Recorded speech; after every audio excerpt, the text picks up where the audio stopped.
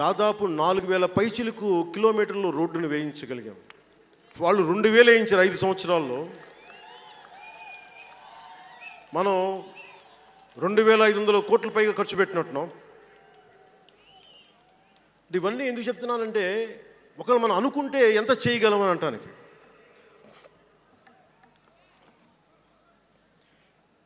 సమస్యలు ఏమున్నాయి మన దేశంలో ఇప్పుడు అంటే, ముఖ్యంగా పార్టీలో వేదిక పైన ఉన్న నాయకులకి, జన సైనికులకి, మీ అందరికీ కూడా ఇది చాలా కీలకమైన సమయం. 2047 విజన్ అని మాట్లాడుతున్నారు గౌరవ ముఖ్యమంత్రి గారు. 2047 ప్రధానమంత్రి గారు మాట్లాడుతున్నారు. వికసిత్ భారత్, స్వర్ణ ఆంధ్రప్రదేశ్, $2 ట్రిలియన్ ఎకానమీ. భారతదేశం ప్రపంచంలోనే 3వ ఆర్థికంగా బలంగా ఉండే దేశం అవ్వాలని ఆలోచిస్తూ ఉన్నాం.